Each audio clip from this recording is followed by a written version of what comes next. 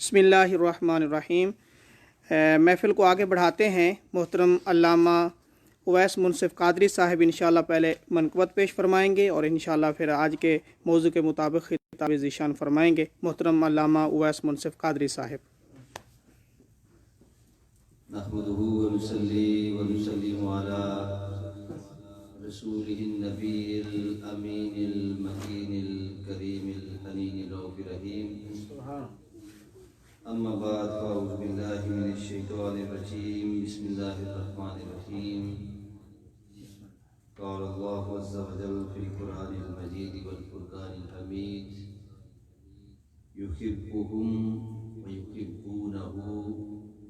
ثم قال الله عز وجل في مقام آخر يا أيها الذين آمنوا اتقوا الله وكونوا مع الصادقين. ثم قال الله عز وجل في مقام آخر اهدنا الصراط المستقيم صراط الذين أنعمت عليهم. ثم قال الله عز وجل في مقام آخر أنعم الله عليهم من النبيين والصديقين والشهداء والصالحين وحسن أولئك رفيقا. صدق الله مولانا العظيم. میں آج کے اس مبارک پروگرام کے انعقاد پر منہاج القرآن النور اسلامک سینٹر جملہ مینجمنٹ آپ کو مبارکباد پیش کرتا ہوں۔ آج کا یہ خصوصی پروگرام حضور غوث العظم دستگیر رضی اللہ تعالیٰ عنہ آپ کی مناسبت سے منعقد پذیر ہے، انعقاد پذیر ہے، اور دیگر اولیاء کرام ان کے حوالے سے ان کو خراج تحسین پیش کرنے اور اپنی زندگی کے اندر انہوں نے جو اللہ کی رضا حاصل کی، اللہ کی رضا کے لیے کوشاں رہے اور مخلوق خدا کی خدمت کی، اپنی زندگی کے طویل دنوں کو، طویل راتوں کو، عمر کا ایک طویل حصہ خالق اور مخلوق، خالق کی عبادت اور مخلوق کی خدمت میں گزارا، اس کو ہم نے آج ٹریبیوٹ پیش کرنا ہے، اسلامی عقیدت پیش کرنا ہے۔ اس حوالے سے آج کا یہ پروگرام میں مبارکباد پیش کرتا ہوں۔ منقبت سیدی اعلیٰ حضرت رحمۃ اللہ تعالیٰ علیہ، آپ نے منقبت کے چند شعر میں آپ کے سامنے پیش کروں گا۔ حضور غوث اعظم کی بارگاہ میں انہوں نے نذرانہ پیش کیا اور پھر انشاءاللہ بات کو ملوز خاطر رکھتے ہوئے میں اپنی معروضات آپ کے سامنے پیش کروں گا۔ واہ کیا مرتبہ اے غوث ہے بالا تیرا، واہ کیا مرتبہ اے غوث ہے بالا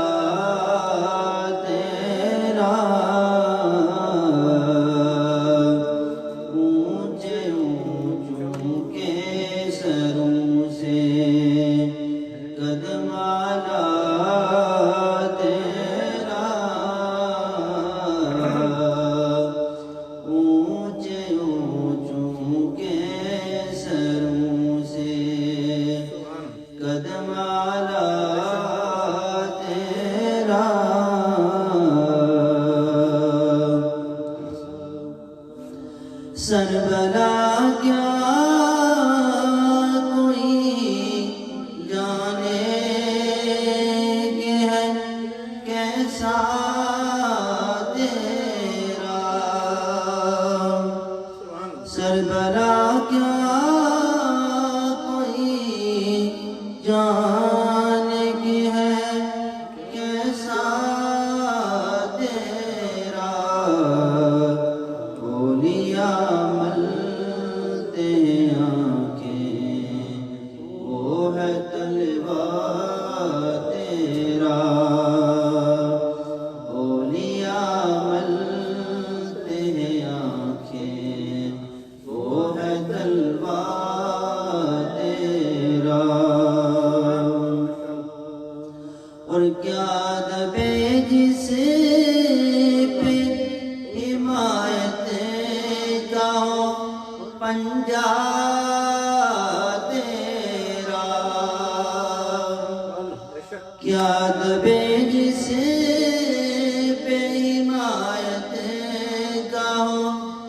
پنجا تیرا شیر کو خطیر ملاتا نہیں کتا تیرا شیر کو خطیر ملاتا نہیں کتا تیرا.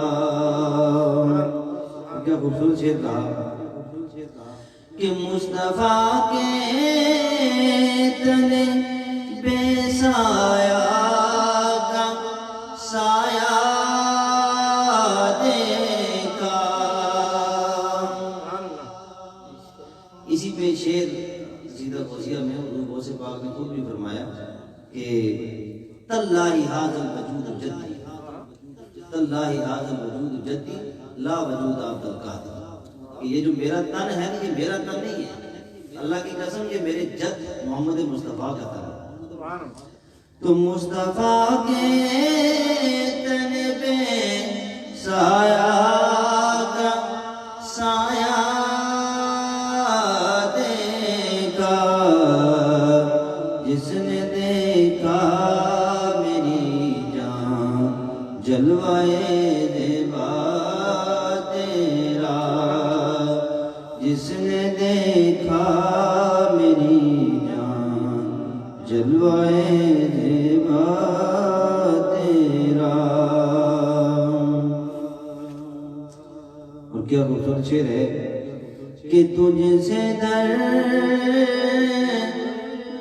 سے سگے اور سگے سے ہے مجھ کو نسبت. تجھ سے در سے سگ اور سگ سے ہے مجھ کو نسبت. میری گردن میں بھی ہے دور کا دورہ تیرا. میری گردن میں بھی ہے دور کا دورہ تیرا. اور اس نشانی کے جو سگ ہیں نہیں مارے جاتے. اس نشانی کے جو سگ ہیں نہیں مارے جاتے. حشر تک میرے گلے میں رہے پٹا تیرا.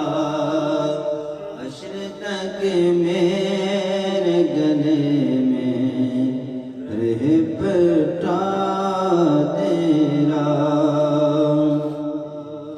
اور میری قسمت کی قسم کھائے سگان بغداد. ہند میں بھی ہوں تو دیتا رہوں پیرا تیرا. ایک اور نادیہ کلام میں آپ نے جو اس کا تخلص پیش کیا اس شعر میں مقطع پیش کیا کہ تیری سرکار میں لاتا ہے رضا اس کو شفیع.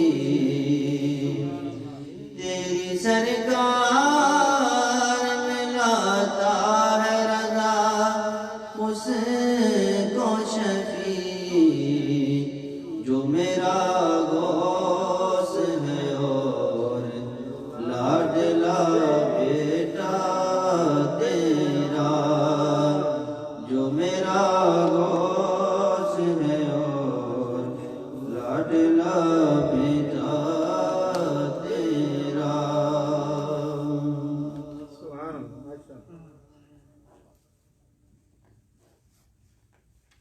منقبت غوثیہ کے بعد میں نے جو قرآن مجید فرقان حمید کی چند آیات مقدسہ آپ کے سامنے تلاوت کی. ان میں سے پہلی آیت اللہ رب العزت نے سورہ المائدہ میں آیت کا ایک چھوٹا سا ٹکڑا میں نے تلاوت کیا. فرمایا یحبہم ویحبونہ. اللہ رب العزت نے ارشاد فرمایا اللہ تعالیٰ انہیں محبوب رکھتا ہے اور وہ اللہ سے محبت رکھتے ہیں. آیت کے جو الفاظ ہیں یہ ہم پر بیان کر رہے ہیں کہ جو محبت کا آغاز ہے وہ ذات ربانی سے ہو رہا ہے. اللہ رب العزت فرما رہا ہے یحبہم ویحبونہ. اللہ رب العزت ان سے محبت رکھتا ہے، ان کو محبوب رکھتا ہے. وہ بلوڈ ہیں اور اللہ رب العزت لور ہے. اور پھر وہ اللہ رب العزت کو محبوب رکھتے ہیں. یعنی آغاز جو ہے محبت کا وہ ذات خداوندی سے ہو رہا ہے. اللہ رب العزت محبت کر رہا ہے اور پھر اس کے رسپانس میں بندے اس سے محبت کر رہے ہیں. تو آج کی جو محفل ہے یہ بھی ہم نے انہی بندوں کو سلیوٹ پیش کرنے کے لیے، انہی بندوں کو خراج تحسین پیش کرنے کے لیے آج کا پروگرام ہم نے ارینج کیا ہے، جس میں ہم ان بندوں سے محبت کا اظہار کر سکیں کہ جن بندوں سے محبت خود رب کائنات فرما رہا ہے. تو ہم بھی اللہ کی اس محبت کے عمل میں اللہ کی سنت کو ادا کرتے ہوئے آج یہاں پہ مجتمع ہیں. اللہ رب العزت نے کیا خوبصورت کہا کہ اقبال رحمۃ اللہ تعالی علیہ نے کہ جو اس کے بندے ہوتے ہیں اور جو عام بندے ہوتے ہیں، یعنی وہ بندے جو عام بندے ہیں، ایک وہ بندے ہیں اور دوسرے بندے وہ ہیں جن سے وہ محبت کا اعلان کر رہا ہے، وہ بندے ہیں. تو فرمایا کہ عبد دیگر عبدہو چیز دیگر. ایک عام بندہ ہے، وہ عام بندہ ہے، اس کی کوئی قدر و قیمت، ہر بندے کی ایک قدر و قیمت ضرور ہے، لیکن اللہ کے ہاں کسی کا کیا مقام ہے. عبدہو چیز دیگر، جو اس کا بندہ ہوتا ہے اس کی قدر و قیمت پھر سب سے ڈیفرنٹ ہوتی ہے، مختلف ہوتی ہے. ای سراپا انتظار، جو عام بندہ ہوتا ہے وہ خالق کی محبت کا انتظار کرتا ہے، اللہ کی شفقتوں کا منتظر رہتا ہے، اللہ کے فضل و کرم کی اس کے جود و سخا کے لیے دعائیں کرتا ہے، گڑ گڑاتا ہے، مناجات کرتا ہے، تسبیح تقدیس تحلیل کرتا ہے، اللہ کے فضل کا ہمیشہ طالب رہتا ہے. ای سراپا انتظار، او منتظر. لیکن جو اس کا بندہ ہوتا ہے پھر اللہ اس کی رضا کا منتظر ہوتا ہے، اس کا پھر انتظار کیا جاتا ہے، اس کو پھر بلایا جاتا ہے، اس کے ساتھ محبت کا اظہار کیا جاتا ہے. اسی کو ہم دیکھتے ہیں اگر حدیث مقدسہ میں اس مضمون کو دیکھا جائے. اور یہ محبت کیسی محبت ہے، اس کا ایک بڑا عجیب فلسفہ ہے. اللہ رب العزت خود محبت فرما رہا ہے اور محبت دلوں میں ڈال رہا ہے. یعنی محبت کے لیے ایسے دلوں کو چن رہا ہے کہ جو خالص ہوتے ہیں، مخلص ہوتے ہیں، اور پھر ان کے اندر اپنی محبت کو بھی ڈالتا ہے اور پھر اپنے محبوب بندوں کی محبت کو بھی ڈالتا ہے. آئیے ہم یہ حدیث مقدسہ دیکھتے ہیں جس میں اسی ٹاپک کو بیان کیا جا رہا ہے. عن ابی ہریرہ رضی اللہ تعالی عنہ، سیدنا ابو ہریرہ اس حدیث مقدسہ کو روایت کرتے ہیں. قال قال رسول اللہ صلی اللہ علیہ وسلم عن النبی صلی اللہ تعالی علیہ وسلم قال اذا احب اللہ العبد، فرمایا جب اللہ تعالیٰ کسی بندے سے محبت کرتا ہے، خالق لم یزل جب کسی خاکی کو محبت کی خلق پہناتا ہے، اس کو وہ بندہ پیارا لگنے لگتا ہے، ناد جبریل، پھر وہ محبت کو چھپا کے نہیں رکھتا، اس کا اظہار کرتا ہے. کہتے ہیں جبریل امین کو بلایا جاتا ہے کہ جبریل تم حاضر ہو. جبریل امین حاضر ہوتے ہیں. جبریل امین کو حکم ہوتا ہے ان اللہ یحب فلانا، اے جبریل اللہ کو فلاں بندے کے ساتھ محبت ہوگی. کس کے ساتھ محبت ہوئی؟ جبریل مجھے اس زمین پر بسنے والے عبد القادر جیلانی کے ساتھ محبت ہو گئی ہے. جبریل مجھے زمین پہ بسنے والے داتا گنج بخش علی حجویری کے ساتھ محبت ہو گئی ہے. مجھے زمین پہ بسنے والے जुनैद बगदादी के साथ मोहब्बत हो गई है, मुझे हिंद में बसने वाले मोइनुद्दीन चिश्ती अजमेरी के साथ मोहब्बत हो गई है, मुझे पाकपतन में बसने वाले फरीदुद्दीन गनशकर के साथ मोहब्बत हो गई है। या अल्लाह मेरे लिए क्या हुक्म है? फरमाया फ़अहबिबहू, जबरील अब तुम्हारे ऊपर लाजिम है कि तुम भी मोहब्बत करो। मुझे इन नफूस कुदसिया के साथ मोहब्बत हो गई है, जमीन पे बसने वाले। अब जबरील अमीन तुम भी इन बंदों से मोहब्बत करो। अब जबरील अमीन क्या करते हैं? फयुहिब्बुहु जिब्रील। अब जबरील अमीन उन बंदों के साथ मोहब्बत करते हैं, और मोहब्बत का ये जो ऐलान है यहाँ पे रुकता नहीं है। ये इजहार मोहब्बत सिर्फ अल्लाह रब्बुल इज्जत और जिब्रील के दरमियान नहीं रहता, बल्कि ये सिलसिला आगे बढ़ता है। फयुनादी जिब्रील फी अहली समाई, जिब्रील अमीन वहां से निकलते हैं, पूरी नूरानी मलकूती मखलूक के अंदर ये ऐलान करते हैं कि फरिश्तों, अल्लाह को फलां बंदे के साथ मोहब्बत हो गई, अल्लाह को अब्दुल कादिर के साथ, दाता गंजबख्श के साथ और दीगर जितने भी उसके महबूब बंदे हैं, अल्लाह को उन बंदों के साथ मोहब्बत हो गई है। फिर वो ऐलान करता है इन्ना अल्लाह युहिब्बु फलान, अल्लाह को फलां फलां से मोहब्बत हो गई है। फाहिब्बुहु, फरिश्तों तुम्हारे लिए क्या हुक्म है? तुम्हारे लिए हुक्म है कि तुम भी उस बंदे से मोहब्बत करो, उन बंदों के साथ मोहब्बत करो जिन बंदों को अल्लाह ने अपनी मोहब्बत के लिए चुन लिया है। फयुहिब्बुहु अहलुस समाई, फिर जो अहले आसमान हैं, फरिश्ते हैं, मलकूती मखलूक है, वो उन बंदों के साथ मोहब्बत करने लगे। सुम्मा युदअु लहुल कबूल फिल अर्द, फिर उस बंदे की मकबूलियत को, उस बंदे की महबूबियत को, उस बंदे की मोहब्बत को अहले ज़मीन के दिलों में रख दिया जाता है। वो जो नुक्ता मैंने अभी बताया था आपको कि अल्लाह रब्बुल इज्जत कैसे मोहब्बत के लिए चुनता है, तो मोहब्बत का आगाज वो अपनी ज़ात से करता है, फिर उसका इजहार जिब्रील अमीन से करता है, फिर नूरानी मखलूकात के अंदर करता है, और फिर उस बंदे जिससे वो मोहब्बत कर रहा होता है उसको लोगों के दिलों में डाल देता है। अब वो किन दिलों में डाल देता है? आप देखते हैं सारे लोग मोहब्बत नहीं करते, औलिया से सारे लोग मोहब्बत करते हैं? नहीं करते। क्यों नहीं करते? कि उनके दिलों में अल्लाह ने वो मोहब्बत डाली नहीं। डाली क्यों नहीं है? एग्जाम्पल देता हूँ आपको। जैसे मैंने पानी पीना है, तो अगर कोई आम गिलास पड़ा हुआ है, हफ्ते भर से पड़ा हुआ है, या मैंने कोई खाना डालना किसी प्लेट में, तो प्लेट हफ्ते भर से पड़ी हुई है, तो मैं बेशक वो साफ धुली हुई हो, लेकिन मैं फिर भी उसके ऊपर पानी पाऊंगा, उसको धोऊंगा। यानी गंदे बर्तन में ना हम पानी पिएंगे ना हम खाना खाएंगे।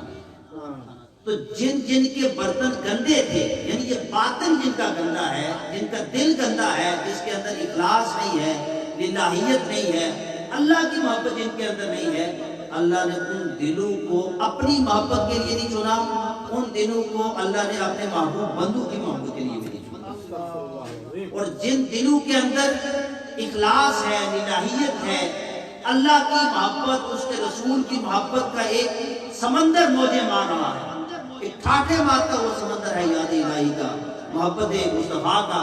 अल्लाह ने ऐसे दिलों के इखलास को, तकवा को, तहारत को देखते हुए, उनकी पाकीज़गी को देखते हुए, उनके उजड़ेपन को देखते हुए, अल्लाह ने पहले उनको अपनी मोहब्बत के लिए चुना, फिर अपने रसूल की मोहब्बत के लिए चुना, और फिर उन पाकीज़ा दिलों के अंदर अल्लाह ने अपने महबूब बंदों की मोहब्बत को डाल दिया। नारे तकबीर, नारे रिसालत, नारे हैदरी, नारे गौसिया। तो गोया पता चला कि ये बंदे के साथ जो मोहब्बत है शुरू भी अल्लाह से हो रही है, और फिर उस बंदे की मोहब्बत को आगे मखलूकात तक पहुंचाना भी ये किसकी ड्यूटी है? ये अल्लाह की ड्यूटी है, उसने अपने सर ली है।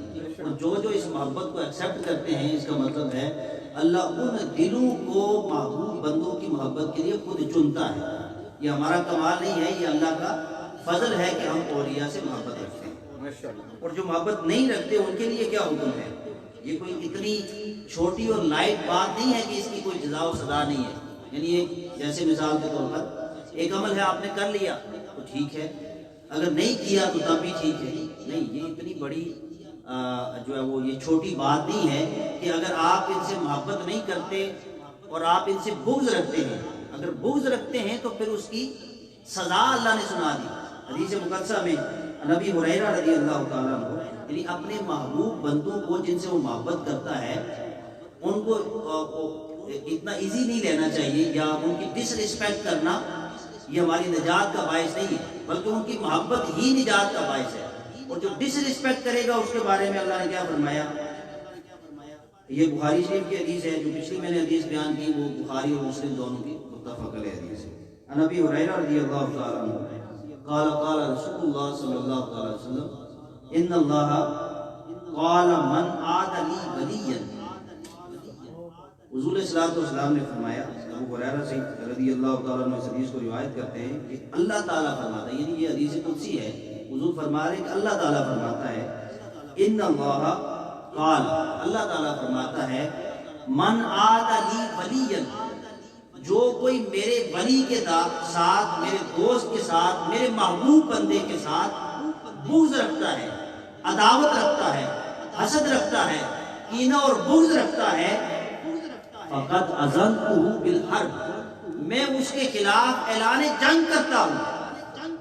یعنی کوئی انسان جو اللہ کے محبوب بندوں کے ساتھ بغض رکھتا ہے، اللہ اس کے ساتھ اعلان جنگ رکھتا ہے۔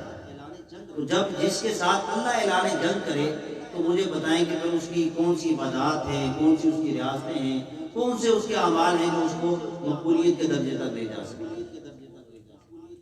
پھر اللہ رب العزت نے بات یہاں پہ ختم نہیں کی، بلکہ فرمایا وما تقرب الی عبدی بشیء احب الی مما افترضت علیہ، کہ اللہ رب العزت کے حبیب صلی اللہ علیہ وسلم نے اس حدیث میں فرمایا کہ اللہ تعالیٰ فرماتا ہے کہ میرا بندہ جو ہے وہ فرائض کے ذریعے سے، یعنی مجھے فرائض سے کوئی محبوب چیز نہیں ہے، تو فرائض کے ذریعے سے اللہ رب العزت فرماتا ہے کہ بندہ میرے قرب کو حاصل کرتا ہے، اس کو پورا کرتا ہے، اور پھر وما یزال عبدی یتقرب الی بالنوافل حتی احبہ، کہ پھر وہ نوافل کے ذریعے بتدریج، یعنی فرائض تو وہ پورے کرتا ہے، اللہ کو بہت محبوب ہے یہ عبادت، لیکن وہ ساتھ ایکسٹرا عبادت شروع کرتا ہے، آہستہ آہستہ وہ نوافل کی طرف آتا ہے، تسبیح تقدیس تحلیل کرتا ہے، میرے قرب کو حاصل کرنے کی کوشش کرتا ہے، یہاں تک کہ میں اس سے محبت کرنے لگ جاتا ہوں۔ اب پھر جب محبت کرتا ہوں فَإِذَا أَحْبَبْتُهُ كُنتُ سَمْعَهُ الَّذِي يَسْمَعُ بِهِ، جب میں اس سے محبت کرتا ہوں تو پھر میں اس کے کان بن جاتا ہوں جس سے وہ سنتا ہے، پھر وہ اس انسان کا سننا اللہ کا سننا ہو جاتا ہے۔ پھر فرماتا ہے اللہ رب العزت وَبَصَرَهُ الَّذِي يُبْصِرُ بِهِ، اور پھر میں اس کی آنکھیں بن جاتا ہوں جس سے وہ دیکھتا ہے۔ پھر فرماتا ہے وَيَدَهُ الَّتِي يَبْطِشُ بِهَا، اور پھر میں اس کے ہاتھ بن جاتا ہوں جس سے وہ پکڑتا ہے، وَرِجْلَهُ الَّتِي يَمْشِي بِهَا، اور پھر میں اس کے پاؤں بن جاتا ہوں جس سے وہ چلتا ہے۔ وَإِن سَأَلَنِي لَأُعْطِيَنَّهُ، اگر وہ مجھ سے سوال کرے تو میں ضرور اس کے سوال کو پورا کرتا ہوں۔ یعنی ہم اولیاء کے پاس کیوں جاتے ہیں دعا کے لیے؟ ہم خود بھی دعا کر سکتے ہیں، اللہ ہر ایک کی دعا کو سنتا ہے، لیکن چونکہ ان کا کنیکشن، ان کے ہاتھ اللہ کے ہاتھ بن جاتے ہیں، بلا تشبیہ و بلا مثال۔ اللہ ہاتھوں سے پاک ہے، آنکھوں سے پاک ہے، زبان سے پاک ہے، پاؤں سے پاک ہے، لیکن یہ حدیث کے الفاظ بتا رہے ہیں مانوی طور پر۔ اب ان کے ہاتھ اٹھنا، اللہ فرماتا ہے اگر وہ مجھ سے سوال کریں گے تو میں ان کے سوال کو رد نہیں کروں گا، اور وہ اللہ کی بارگاہ میں اللہ کے ہاتھوں کو اٹھا رہے ہوتے ہیں، کیونکہ ان کے ہاتھ الہی بن جاتے ہیں، تو اللہ ان کی لاج رکھ لیتا ہے۔ وہ جس منہ کے ساتھ کلام کر رہے ہوتے ہیں، جس زبان کے ساتھ، وہ اللہ فرماتا ہے وہ تو میری زبان ہے۔ وہ جن ہاتھوں کو اٹھا رہے ہوتے ہیں، جس سے کلام کر رہے ہوتے ہیں، جس سے وہ سن رہے ہوتے ہیں، وہ اللہ کی ذات میں ایسے فنا ہو جاتے ہیں کہ پھر اللہ ان کے سوال کو رد نہیں کرتا۔ پھر ہم جیسے گناہگار بندوں کی دعا کو اللہ قبول فرما لیتا ہے۔ وَلَئِنِ اسْتَعَاذَنِي لَأُعِيذَنَّهُ، اور اگر وہ مجھ سے جب پناہ مانگتے ہیں، شیطان سے پناہ مانگتے ہیں، تو میں ضرور ان کو پناہ دیتا ہوں۔ وَمَا تَرَدَّدْتُ عَنْ شَيْءٍ أَنَا فَاعِلُهُ تَرَدُّدِي عَنْ نَفْسِ الْمُؤْمِنِ، यकरहुल मौता व अना अकरहु मसाअतहु, रवाहुल बुखारी। फरमाया कि मुझे काम करने में कभी तरद्दुद नहीं होता।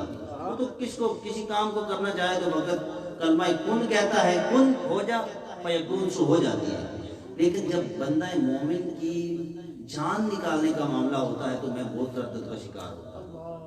अल्लाह रब्बुल इज्जत फरमा रहा है, जो शान समदियत का मालिक है, जिसको किसी की कोई परवाह नहीं, फरमाता है जब मैं अपने महबूब बंदे जिसे मैं मोहब्बत करता हूँ, जब उसकी जान को निकालने का वक्त आता है तो मुझे बड़ा तरद्दुद होता है। क्यों?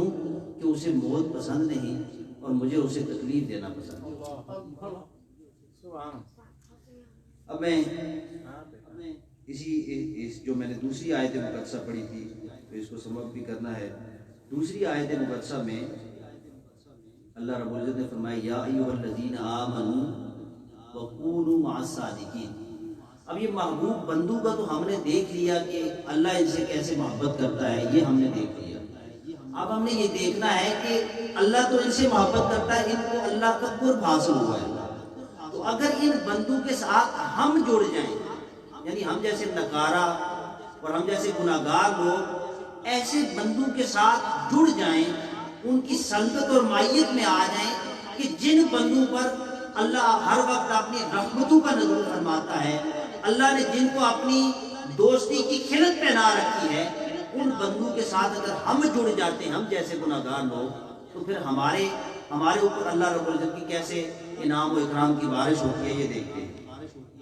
फरमाया नबी हुरैरा रज़ी अल्लाह तआला अन्हु, ये हदीस मुक़द्दसा है और इसको मुख्तलिफ शुअरा ने इस हदीस की तशरीह भी फरमाई, वो भी मैं आपके सामने रखूंगा। नबी मूसा रज़ी अल्लाह तआला अन्हु, सैयदना अबू मूसा रज़ी अल्लाह तआला अन्हु सहाबी रसूल ये हदीस नकल करते हैं। काला काला रसूलुल्लाह सल्लल्लाहु अलैहि वसल्लम मसलुल जलीसी सालिही, फरमाया नेक और अच्छे साथी की मिसाल ऐसे है, मसलुल अत्तार, अत्तार किसी मिसाल है, खुशबू बेचने वाला जो इंसान होता है, जो आपका अच्छा साथी है, उसकी मिसाल अत्तार किसी है।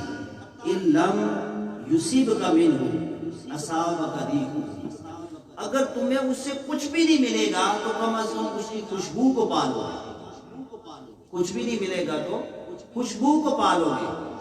और मसलुल जलीसी सूई, और बुरे आदमी की मिसाल कैसी है, मसलुल कई, बुरे आदमी की मिसाल लोहार किसी है। व इल्लम युखरिका बिशररिही, अगर तुम उसकी भट्टी के आग के जो शरे होते हैं उनसे बच भी जाओ, आला का बिका मिन रीही, तो उसकी जो बदबू है उस बदबू को जरूर पाओ। इस हदीस को सही इब्न हिब्बान के अंदर नकल किया गया, मुस्नद बाजार के अंदर नकल किया गया, और इमाम अहमद बिन हंबल ने अपनी मुस्नद के अंदर इसको नकल किया, और इमाम हाकिम ने फरमाया हाज़ा हदीस सहीहुल इस्नाद। आप अंदाजा करें तो हुजूर इस्लाम फरमा रहे हैं, अब इसमें किसी भी पेशे की डिसरिस्पेक्ट नहीं है, एक मिसाल के तौर पर फरमाया कि अच्छे इंसान की मिसाल, अच्छे साथी की मिसाल ऐसे है कि जैसे अत्तार हो। आप किसी परफ्यूम की दुकान पे जाते हैं तो वहाँ पे आप कुछ भी नहीं खरीदते, सिर्फ दुकान के अंदर जाते हैं, आप उससे हाथ मिलाते हैं या नहीं भी हाथ मिलाते, आप उसकी खुशबू को महसूस करते हैं। यानी आप कुछ खरीदते नहीं है वहाँ से, या आपको कोई गिफ्ट भी नहीं करता, लेकिन आप उसकी जो फ्रेगनेंस है, आप उसकी जो अंदर जो खुशबू है, आप उस खुशबू को महसूस करेंगे, अपने अंदर फरहत महसूस करेंगे। और फिर फरमाया कि जो बुरा साथी है उसकी मिसाल लोहार की सी है। लोहार के पास आप जाएं तो वो भट्टी पे काम कर रहा होगा, लोहे को कूट रहा होगा, मुख्तलिफ चीज़ें वो लोहे को उसमें डाल के जो कोई द्रांति बना रहा होगा, कोई बेलचा बना रहा हो, कोई भी वो काम कर रहा है। अब उससे वो चिंगारियाँ उठ रही है, तो वो चिंगारियाँ अगर आपके ऊपर ना भी पड़े, आप पीछे हट जाए, लेकिन उसके अंदर जो भट्टी में वो पानी में डाल रहा है लोहे को, कभी वो आग को जला रहा है, तो जो बदबू है उस बदबू को आप जरूर महसूस करेंगे। तो मकसद कहने का ये है कि अगर आपका उठना बैठना, आपका जो लिंक है अच्छे लोगों के साथ होगा तो आप अच्छे रहेंगे। अगर आपका उठना बैठना बुरे लोगों के साथ होगा तो आप आहिस्ता आहिस्ता बुराई की तरफ चलते चले जाएंगे। مثال کے طور پر آپ فروٹ کی مثال لے لیں. آپ کے پاس گھر میں گریپس پڑے ہوئے ہیں, آپ ان کو ایک ہفتہ چھوڑ دیں, وہ تھوڑے تھوڑے خراب ہونا شروع ہو جائیں گے. آپ اس کو نکالیں گریپس کو باہر, آپ دیکھیں چند دانے جو ہیں ان میں وہ جالا لگا ہوگا اور وہ گلنے کی طرف جا رہا ہے, وہ سڑنے کی طرف, یعنی وہ خراب ہو رہا ہے. اور کچھ دانے ایسے ہیں جو ٹھیک ہیں, آپ اگر ان دانوں کو الگ کر لیتے ہیں تو آپ دیکھیں گے کہ وہ ٹھیک رہیں گے, آپ ان کو کھا سکتے ہیں. آپ تجربے کے طور پر جو ٹھیک دانے ہیں ان کو الگ کر کے پھر دوبارہ ان کے ساتھ مکس کر دیں, جو خراب دانے ان کے ساتھ. آپ 2-4 دن بعد دیکھیں گے کہ وہ جو صحیح دانے تھے انگور کے, وہ بھی آہستہ آہستہ خراب ہونا شروع ہو جائیں گے. تو یہی مثال ہے انسان کی کہ اگر آپ کو اٹھنا بیٹھنا نیک اور صالح اور متقی لوگوں کے ساتھ ہوگا, سچے لوگوں کے ساتھ ہوگا, اللہ کے ولیوں کے ساتھ ہوگا, ایسے لوگوں کے ساتھ ہوگا جن پر اللہ کی رحمت ہوتی ہے, جن سے اللہ محبت کرتا ہے, علماء کے ساتھ ہوگا, آپ کا صوفیاء کے ساتھ ہوگا, تو پھر اللہ رب العزت کی جب رحمتیں ان علماء پر, صوفیاء پر, مشائخ پر پڑیں گی تو ان رحمتوں کے آپ بھی امین بن جائیں گے. اور اگر آپ کا اٹھنا بیٹھنا, آپ کی سنگت کسی چور کے ساتھ ہوگی, کسی زانی کے ساتھ, کسی شرابی کے ساتھ, کسی جھوٹے شخص کے ساتھ ہوگی, تو جب وہ جھوٹ بولے گا تو اللہ کی اس پر لعنتیں پڑیں گی.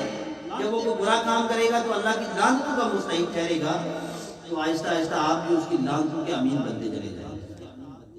مثال کے طور پر آپ کا دوست جو ہے وہ نمازی ہے, آپ نمازی نہیں ہیں,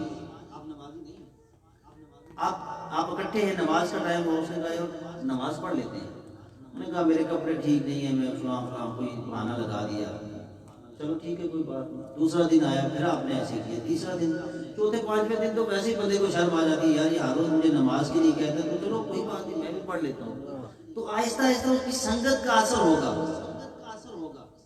تو آپ نمازی بن جائیں گے. اسی طرح اور دیگر اچھے ہمارے آپ کے برے ساتھی ہیں, آپ کہیں جاتے ہیں, شراب خانے میں جاتے ہیں بندے, وہ کہتے نہیں میں تو نہیں پیتا بھائی, یہ تو بڑا برا کام ہے. 1 دن 2 دن 5 دن 10 دن آہستہ آہستہ کہے گا یار چلو کوئی نہیں, ایک گھونٹ لگا ہی دیتے ہیں, اس کو تو کچھ نہیں ہوتا, یہ بھی تو پیتا ہے. تو آہستہ آہستہ وہ شرابی بن جائے گا. تو صحبت کا ایسے اثر ہوتا ہے. میاں محمد بخش رحمۃ اللہ تعالیٰ نے بڑا خوبصورت اس حدیث کو جو ہے وہ اپنے اشعار کے اندر ڈالا. فرمایا کہ چنگے بندے کی صحبت یارو جیویں دکان اتارا, اچھے بندے کی صحبت ایسے ہے جیسے اتار.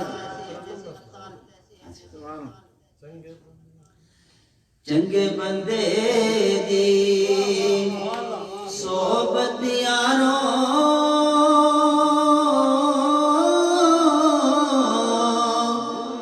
جیویں دکان اتارا,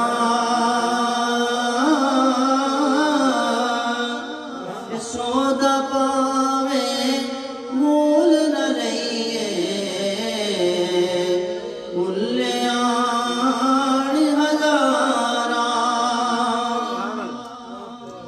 سودا پاوے مول نہ لئیے, ہلیان ہزاراں. تے برے بندے دی صحبت یارو جیویں دکان لوہاراں.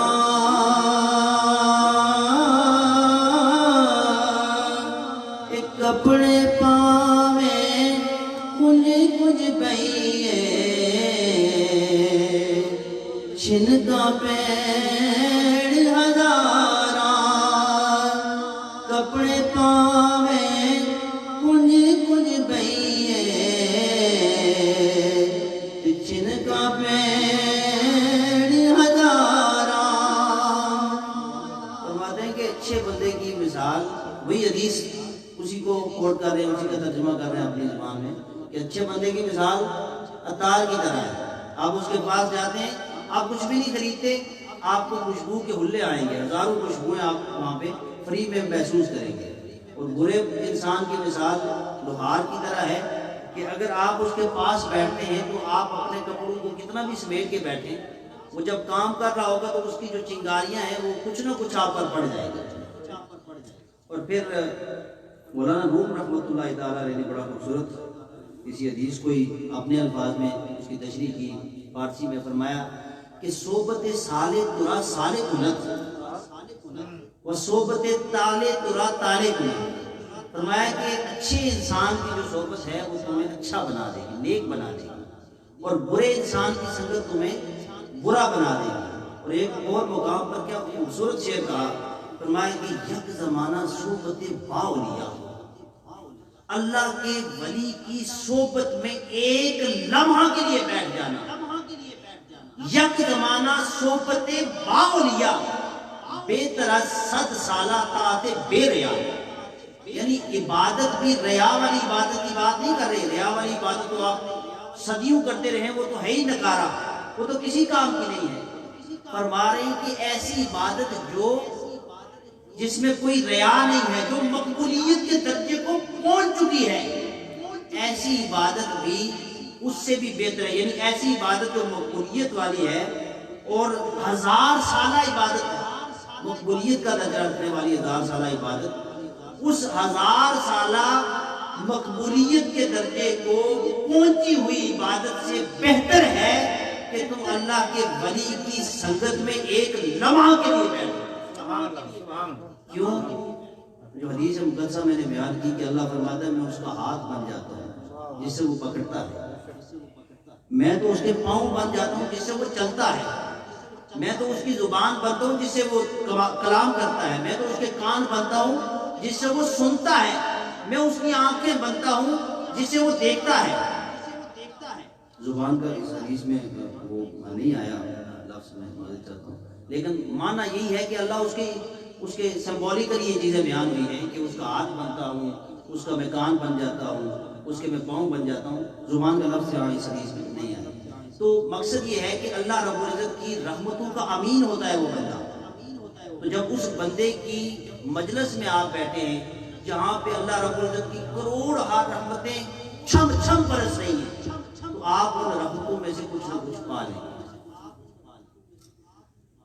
آخر میں اور کیا خوبصورت اقبال رحمۃ اللہ تعالیٰ علیہ نے فرمایا اسی حدیث کی تشریح کرتے ہیں، فرمایا دم عارف نسیم صبح و دم ہے، دم عارف نسیم صبح و دم ہے، اور اسی سے ریشہ معنی میں نم ہے، گر کوئی شعیب آئے میسر شبانی سے کلیمی 2 قدم ہے۔ فرماتے ہیں کہ جو اللہ کے ولی، جو عارف ہوتا ہے، جو اللہ کا ولی ہوتا ہے، اس کے منہ سے جو یہ سانس باہر نکلتی ہے نا، اس سانس کی جو خوبصورتی اور اس کی جو ٹھنڈک اور اس کے اندر جو ایک فرحت ہوتی ہے، خوشبو ہوتی ہے، وہ جو آپ صبح باہر نکلیں تو جو صبح جو آپ دیکھتے ہیں کہ اوس پڑی ہوتی ہے خوبصورت سی، بڑا حسین منظر ہوتا ہے، اور ایک بڑی بھینی ہوا چل رہی ہوتی ہے، کیا دلکش وہ منظر ہوتا ہے۔ تو فرماتے ہیں کہ جو اللہ کے ولی کے منہ سے نکلا ہوا ایک سانس ہے وہ اس منظر سے بھی زیادہ خوبصورت سانس ہے، اور اسی سے ریشہ معنی میں نم ہے، اور گھر کوئی شعیب آئے میسر تو شبانی سے کلیمی 2 قدم ہے۔ سیدنا موسیٰ علیہ السلام کی طرف یہ اشارہ کر رہے ہیں، اللہ کا نبی تو پیدائش سے پہلے بھی نبی ہوتا ہے، لیکن ایک سمبولیکلی وہ بیان کر رہے ہیں کہ موسیٰ علیہ السلام نبوت کا اعلان کیا، ابھی نبوت کا اعلان نہیں کیا تھا، آپ نے بنی فرعون میں سے ایک شخص کو بھوکا مارا، قبطی کو، اس نے بنی اسرائیل کے ساتھ میں سے کسی کے ساتھ لڑائی کی تھی، آپ نے اس قبطی کو بھوکا مارا، وہ مر گیا، تو آپ نے وہاں سے ہجرت کر کے مدین کی طرف، تو مدین میں شعیب علیہ السلام کی معیت میں رہے، ان کی 10 یا 12 سال بکریاں چراتے رہے۔ تو شبان کہتے ہیں یہ پیشہ ہوتا ہے بکریاں چرانے والے کو، یہ شبانی کا پیشہ ہوتا ہے، جیسے ہم اردو میں گلا بانی کا لفظ استعمال کیا جاتا ہے۔ تو فرماتے ہیں کہ وہ شبانی کا انہوں نے پیشہ اختیار کیا، یعنی وہاں سے آئے تو شعیب علیہ السلام کی معیت میں رہے، اور شبانی کا پیشہ بکریاں چرانے کو، ان کی بکریاں چراتے رہے، انہوں نے آپ کی جو اپنی بیٹی ان کے نکاح میں دی۔ اب وہاں سے واپس لوٹ رہے تھے، اپنے جو گھر کی طرف واپس لوٹ رہے تھے، تو رستے میں دیکھا کہ اللہ کے نور کو دیکھا، اور پھر وہ ایک طویل واقعہ تو فرماتے ہیں کہ گھر کوئی شعیب میسر آ جائے، یعنی نبی تو وہ پیدائش سے پہلے بھی نبی تھے، لیکن جب شعیب علیہ السلام کی سنگت تجھے میسر آئی، گھر کوئی شعیب میسر آئے تو شبانی سے کلیمی لوگ الگ۔ تو وہ شبان یعنی وہ بکریاں چراتے تھے، تو ان کی صحبت میں آئے تو پھر کلیم اللہ بن گئے۔ آخر میں جناب حضور غوث العظم دستگیر رضی اللہ تعالیٰ عنہ، آپ کی چونکہ نسبت سے یہ پروگرام منعقد ہے، کیا خوبصورت شان اللہ رب العزت نے ان کو عطا فرمائی۔ میں نے جو آخری آیت مقدسہ پڑھی تھی سورہ فاتحہ کی، فرمایا اہدنا الصراط المستقیم، یہ دعا ہے بڑی خوبصورت سورہ الفاتحہ کہ مالک ہمیں سیدھا رستہ دکھا، ہمیں سیدھے رستے پر چلا۔ اب کن لوگوں کا رستہ؟ صراط الذین انعمت علیہم، ان لوگوں کا رستہ کہ جن پر تیرا انعام ہوا، غیر المغضوب علیہم والضالین، اور ایسے لوگ جن پر تیرا غضب ہوا، جن سے تو ناراض ہے، جو تیری بارگاہ سے روندیں گے، جو دنیا دار ہیں، جو بدبخت لوگ ہیں، مالک ان کے رستے سے ہمیں محفوظ فرما۔ تو اب آپ نے دیکھنا یہ ہے کہ کتنے رستے ہیں جو ہم نے اس سورہ فاتحہ میں دیکھے۔ دو رستے ہو گئے نا، ایک رستہ جو اللہ کے نام یافتہ بندوں کا ہے، اور دوسرا رستہ جو دھتکارے ہوئے لوگوں کا ہے۔ اب یہ جو رستہ ہے، ان دونوں رستوں کے لیے اللہ رب العزت نے پھر آگے ایک سلسلہ چلایا، یعنی انسان کو اختیار دیا، عقل دی، علم بھی دیا، سوچ دی، اور پھر اس کو یہ دو رستے دے دیے۔ ایک رستہ یہ میرے نیک اور صالح اور پرہیزگار لوگوں کا رستہ ہے، اور یہی رستہ رستہ رحمان ہے، اور دوسرا رستہ یہ بدکارے ہوئے، دھتکارے ہوئے اور بدبخت اور لعین قسم کے لوگ، جن پر اللہ کا غضب ہوا اور جو ضلالت کی زندگی گزارے ہیں، یعنی وہ گمراہ لوگ، یہ ان کا رستہ ہے، اور اس رستے پر شیطان کو بٹھا دیا۔ تو بیسیکلی کتنے رستے ہوئے؟ دو رستے ہوئے۔ ایک رستہ ہوا رستہ رحمان، اور دوسرا رستہ شیطان۔ اب رستہ رحمان کو اللہ رب العزت نے آگے کیسے بڑھایا؟ جناب آدم علیہ السلام کو پیدا کیا، اور پھر یہ پورا سلسلہ چلا انبیاء کا۔ تو رستہ رحمان پر اللہ رب العزت نے رحمانی تعلیمات کو لوگوں تک پہنچانے کے لیے انبیاء اور مرسلین کا انتخاب فرمایا، اور ہر امت میں نبی اور رسول کو بھیجتا رہا۔ جناب آدم علیہ السلام سے لے کر حضور تاجدار کائنات صلی اللہ علیہ وسلم سے یہ سلسلہ چلتا رہا، اور پھر ان کی مائیت میں ان کی مدد کے لیے، ان کی نصرت کے لیے ان کے اصحاب ہوتے رہے نبی اور رسول کے، اور پھر ان کی وفات کے بعد جو اس امت کے علماء اور اولیاء ہوتے، صوفیاء ہوتے، مشائخ ہوتے، وہ اس نبی اور رسول کے مشن کو آگے لے کے بڑھتے۔ اور دوسری طرف شیطان بڑے کر و فر کے ساتھ، بڑے لو لشکر کے ساتھ، بڑے جاؤ حشمت کے ساتھ اپنے تئیں وہ اپنے میسج کو پھیلاتا ہے، اور ہزاروں کروڑوں کی تعداد میں وہ لوگوں کو دن بھر میں گمراہ کرتا ہے۔ لیکن اس رستے کے رستہ رحمان کے مسافر بڑے کم سے ہیں، ادھر بڑے کم لوگوں کی تعداد میں ملتی ہے۔ 4 قرآن مجید فرقان حمید نے ہمیں یہاں پہ بتایا کہ کون سے لوگ ہیں جو رستہ رحمان کے دعویدار ہیں، اور رستہ رحمان کے دائی ہیں، اور اس کے علمبردار ہیں۔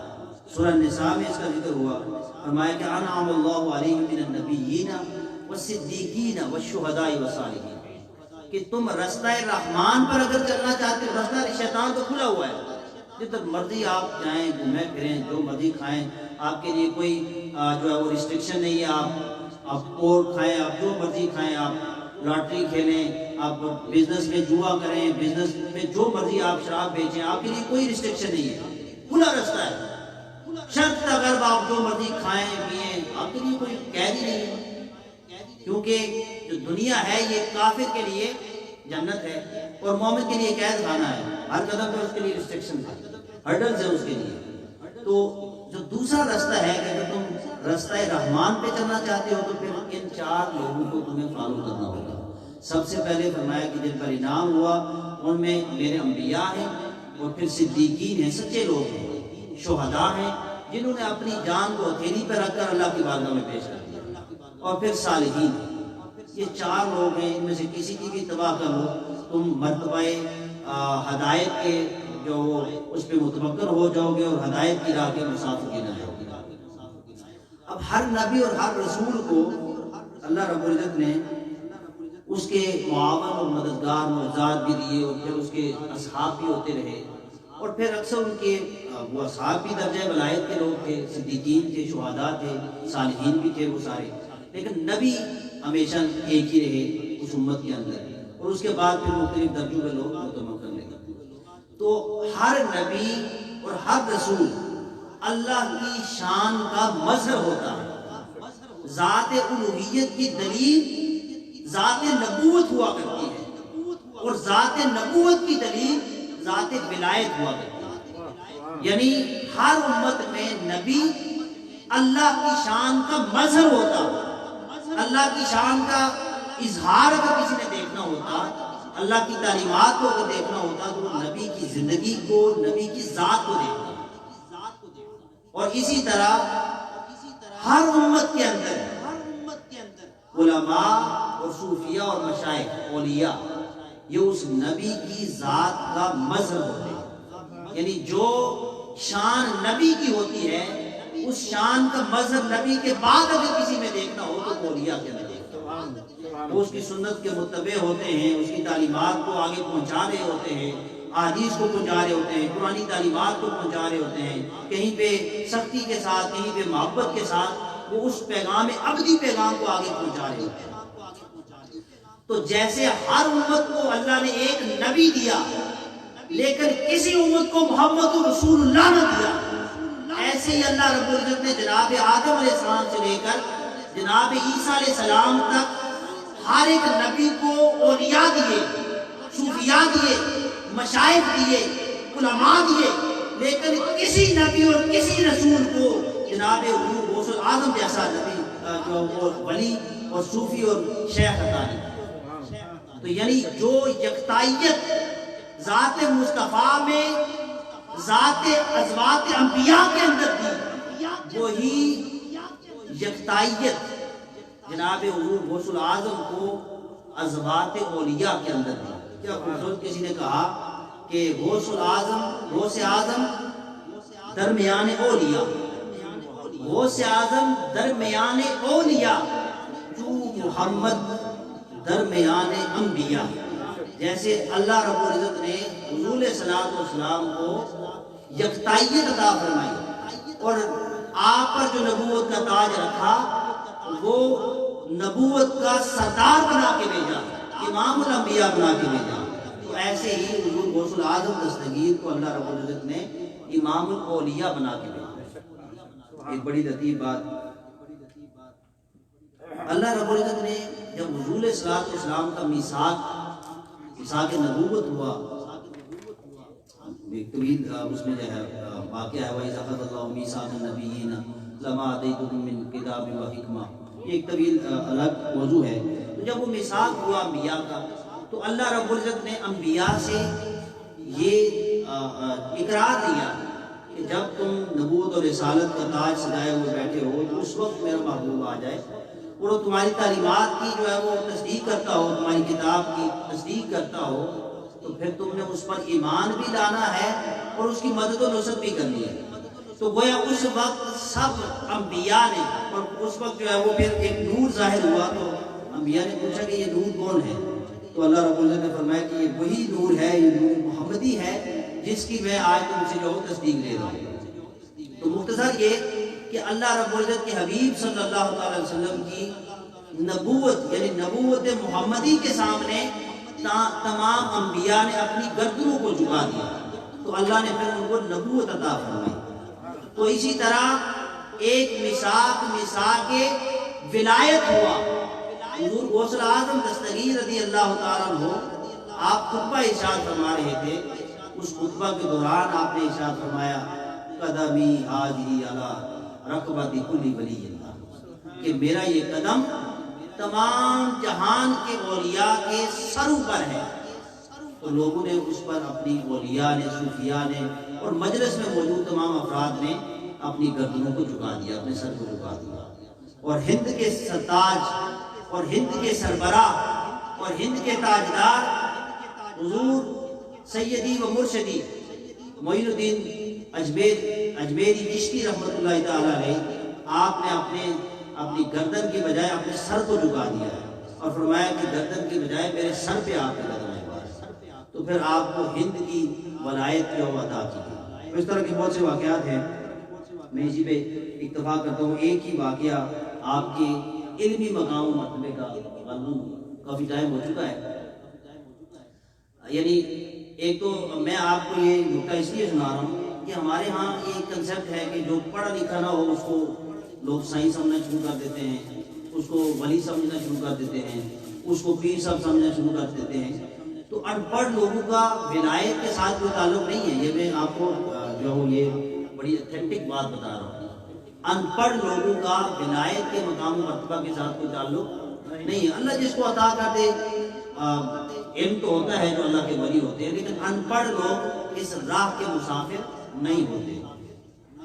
حضور غوث اعظم میں باقاعدہ تعلیم حاصل ہے اور آپ ایک وقت میں 13 علوم پڑھاتے تھے، 13 علوم کو ایک دن میں آپ پڑھاتے تھے اور صبح سے شام تک پڑھاتے تھے۔ سیکھا بند عالم تھے آپ، سالوں آپ نے جو علم حاصل کیا۔ آپ کے علمی مقام و مرتبے کا ایک مثال دوں میں، پھر اس کے بعد اجازت چاہوں گا کہ حافظ ابو العباس احمد بن احمد اور شیخ علامہ ابن الجوزی رحمۃ اللہ تعالیٰ علیہ، یہ محدث دور ہیں، بڑے محدث ہیں اور بڑے علمی لوگ ہیں۔ یہ امتحان کے طور پر، یعنی آزمائش کے طور پر حضور غوث اعظم کی مجلس میں شریک ہوئے تاکہ دیکھا جائے کہ یہ بندہ صوفی ہے۔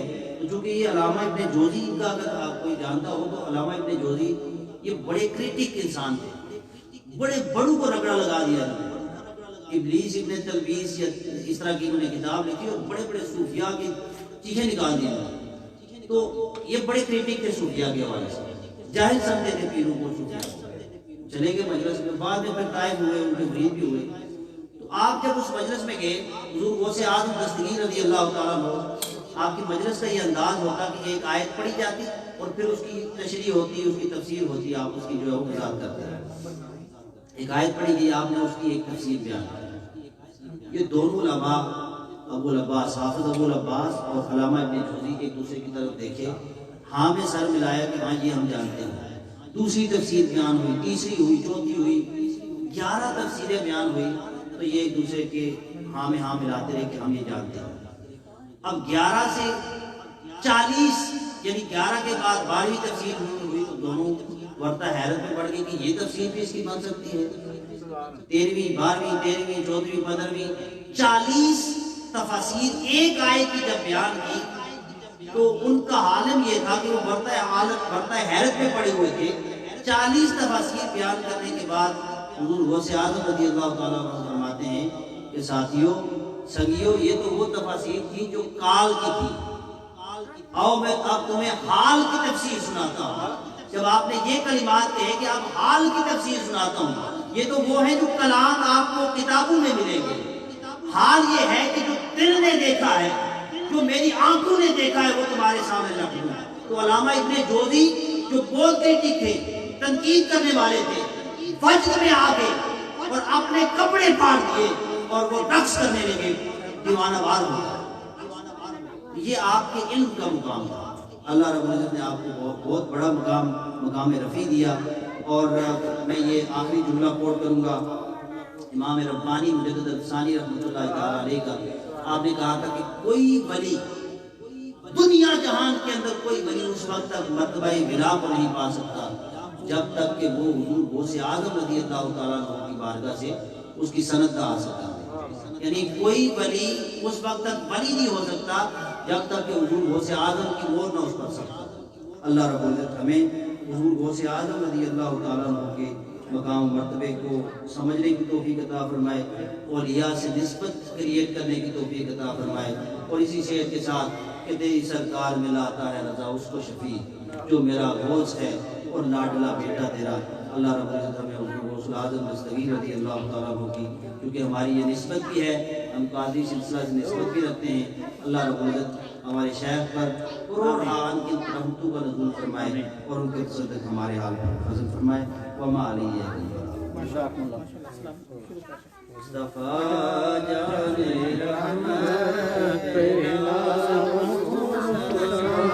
شمع بز میں ہدایت پہ لاکھوں سلام، جس سہانی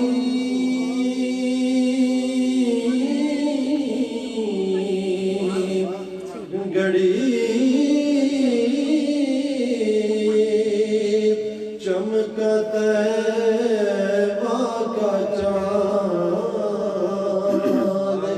جس سہانی گھڑی چمکا طیبہ کا چاند، جس سہانی گھڑی چمکا طیبہ کا چاند، اس دل افروز ساعت پہ لاکھوں سلام، مصطفیٰ جان رحمت پہ لاکھوں سلام، شمع بز میں ہدایت پہ لاکھوں سلام، اور جن کی امت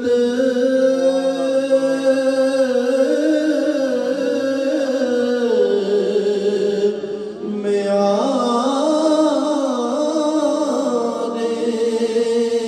کو طرف سے نبی، جن کی امت میں آنے کو طرف سے نبی، جن کی امت میں آنے کو طرف سے نبی، ان کی شان رسالت پہ لاکھوں سلام، مصطفیٰ جان رحمت پہ لاکھوں سلام، شمع بز میں ہدایت پہ لاکھوں سلام، اور وہ ہمارے نبی، ان کے ہم امتی، وہ ہمارے نبی، ان کے ہم امتی، وہ ہمارے نبی، ان کے ہم امتی، امتی تیری قسمت پہ لاکھوں سلام، مصطفیٰ جان رحمت پہ لاکھوں سلام، شمع بز میں ہدایت پہ لاکھوں سلام، اور سیدہ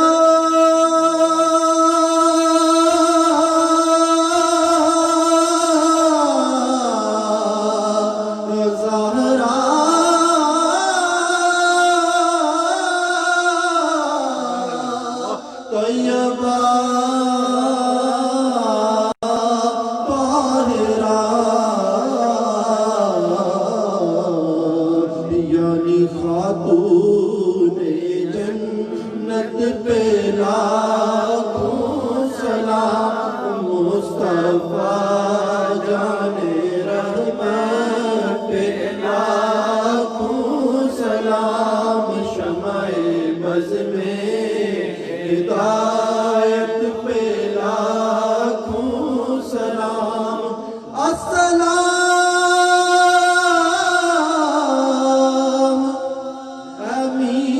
امین ہے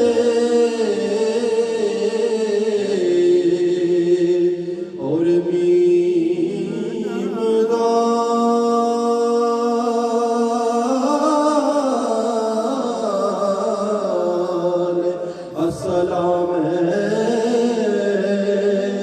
بے نظیرو باکمال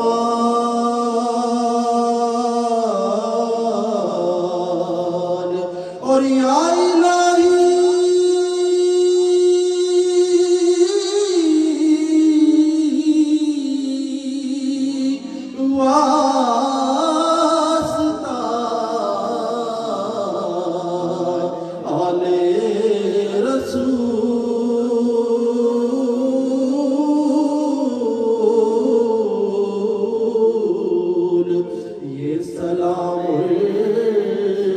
سب دعائیں ہوں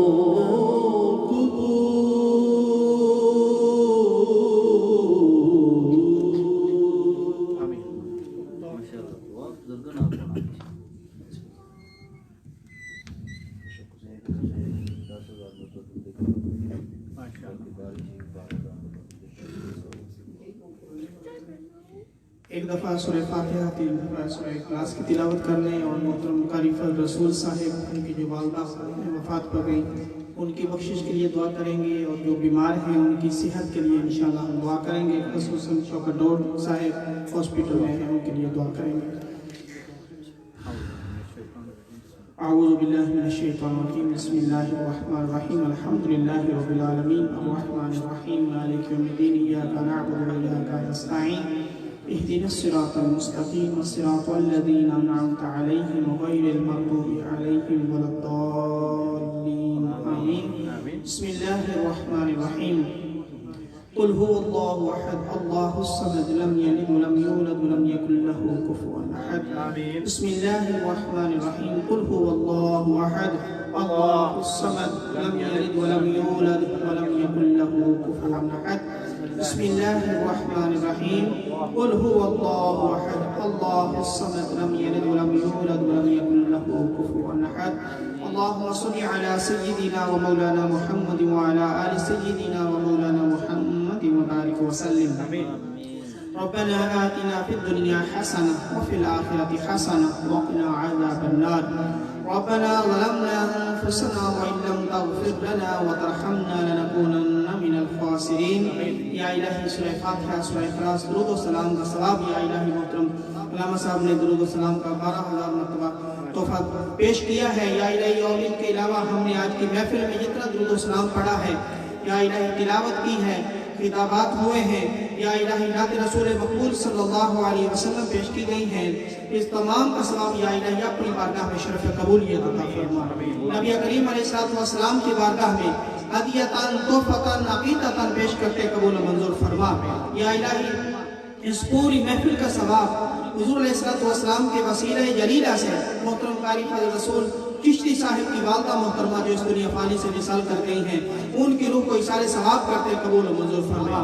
یا الہی ہم سب کے دوست احباب رشتہ داروں میں ہمارے والدین میں جتنے فوت شدگان ہیں ان کی ارواح کو پیش کرتے قبول و منظور فرما. ان تمام کے صغیرہ کبیرہ گناہ معاف فرما. نبی علیہ السلام کی شفاعت عظمی نصیب فرما. یا الہی ان کے قبر کے سوالات میں انہیں آسانی نصیب فرما، قبر کے عذاب سے محفوظ فرما، جنت الفردوس میں اعلیٰ مقام عطا فرما. یا الہی قاری فضل رسول صاحب کی والدہ جنہوں نے ایسے بیٹے کو جنم دیا جو تیرے قرآن کا قاری بھی ہے، تیرے محبوب علیہ السلام کی نعتیں پڑھنے والا ہے، یا الہی اس کے صدقے ان کی بخشش فرما. یا الہی اس کے صدقے ان کی مغفرت فرما. یا الہی جتنے بیمار ہیں ان کو صحت و سلام کی عطا فرما. یا الہی خصوصاً شوکت ڈور صاحب جو ہاسپٹل میں ہیں یا الہی ان کو صحت و سلام کی عطا فرما، شفائے کاملہ عاجل عطا فرما. اس محفل کا صدقہ یا الہی تیرے محبوب کے محبوبوں کا صدقہ یا الہی تیرے اولیاء کا صدقہ، شان اولیاء کا صدقہ، تجھے تیرے رحیم ہونے کا واسطہ، تجھے کریم ہونے کا واسطہ، یا الہی تجھے رازق ہونے کا واسطہ، محبوب علیہ السلام کی محبت کا واسطہ، اولیاء کی محبت کا واسطہ، یا الہی انبیاء کی محبت کا واسطہ ان کو صحت و سلام کی عطا فرما، شفائے کاملہ عاجل عطا فرما. یا الہی اور ہم سب کے دوست احباب رشتہ داروں میں یا الہی اس کمیونٹی میں جتنے بھی مسلمان بیمار ہیں سب کو صحت و سلام کی عطا فرما، عالم اسلام میں جتنے بیمار ہیں سب کو صحت و سلام کی عطا فرما۔ اس محفل کا صدقہ یا الہی جتنے بھی اس وبا میں مبتلا ہیں تمام کو صحت و سلام کی عطا فرما، صحت والی زندگی عطا فرما۔ یا الہی جن کا ہم نام لے سکے، جن کا نہیں لے سکے، تو دلوں کے بھید جانتا ہے۔ یا الہی جو ہمارے دلوں میں دعائیں ہیں وہ بھی قبول فرما، جو زبانوں پہ دعائیں ہیں وہ بھی قبول فرما۔ یا الہی ہم سب کے جائز مقاصد پورے فرما، جائز دعائیں پوری فرما، جائز مقاصد پورے فرما۔ یا الہی علامہ صاحب نے شان اولیاء میں جتنے بھی کلمات ارشاد فرمائے، یا الہی اپنی بارگاہ میں شرف قبولیت عطا فرما۔ اتنی دور سے سفر کر کے آئے تیرے محبوب کے محبوب کی شان بیان کرنے کے لیے، ان کا آنا قبول فرما۔ جتنے بھی اس محفل میں آن لائن ہمارے ساتھ ہیں تمام کی حاضری قبول فرما۔ یا رب بالمصطفیٰ بلغ مقاصدنا واغفر لنا ما مضى یا واسع الکرم۔ مولاي صل وسلم دائما ابدا على حبيبك خير الخلق كلهم صلى الله تعالى على خير خلقه ونور عرشه وزينة فرشه محمد وعلى آله وصحبه أجمعين برحمتك يا أرحم الراحمين۔